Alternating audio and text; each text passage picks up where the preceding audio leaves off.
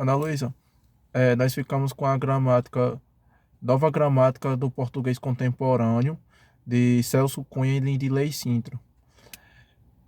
Em 28 páginas, ele explica, mas não traz nenhuma definição concisa do que seja uma coisa ou outra.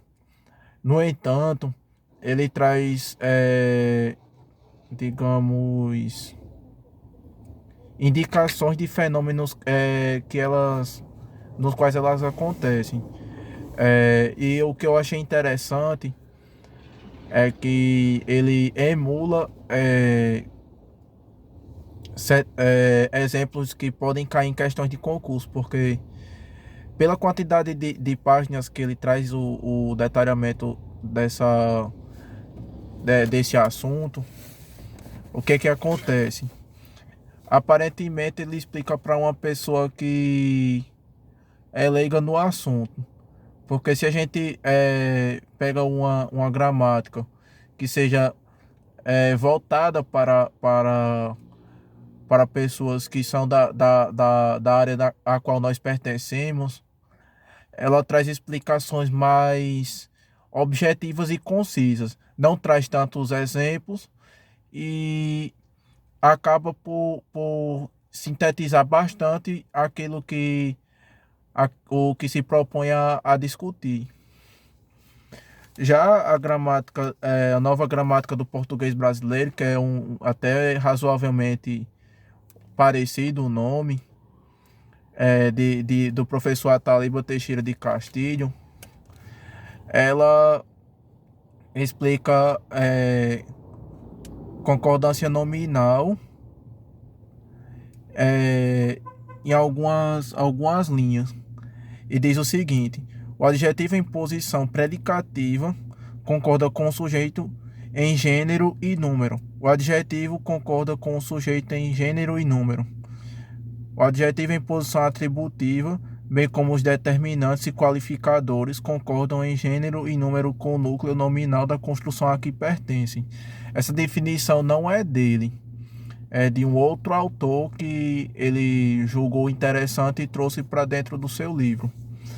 Já quando ele vai para a concordância verbal, ele explica em uma linha no que consiste a concordância verbal, que é a concordância entre o verbo e o sujeito da pessoa, e essa concordância ela ocorre em gênero e número. Então, fica claro que só em comparar essas duas gramáticas entre si, a maneira que se escreve reflete para quem se escreve.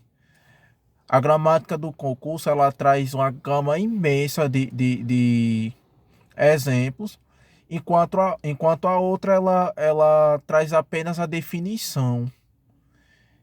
É, sem, é, é, e como nós da área precisamos entender, é, não por meio de exemplos, mas por meio da identificação do fenômeno na manifestação linguística, a gramática do Ataliba é focada justamente nisso, em explicar o fenômeno para que nós linguistas, estudantes da área, ou professores, ou mestres, seja lá o que a gente seja, consiga fazer a identificação desse fenômeno na manifestação escrita e oral.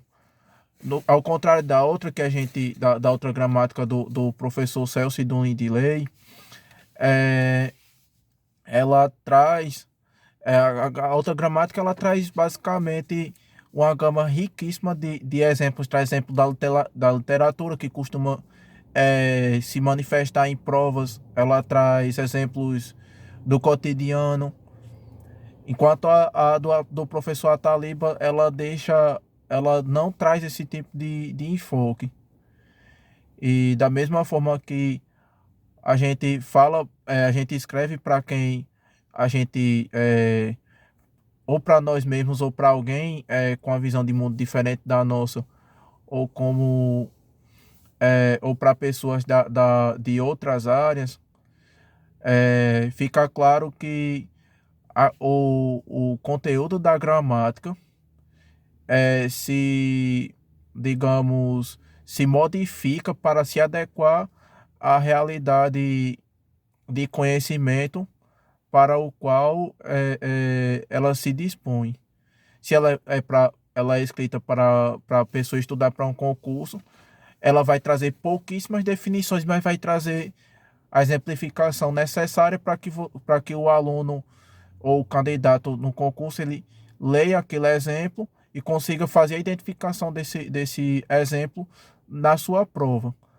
Já a gramática para os linguistas, ela traz a definição e a gente é, usa a nossa independência intelectual para fazer a identificação desses fenômenos nas manifestações linguísticas.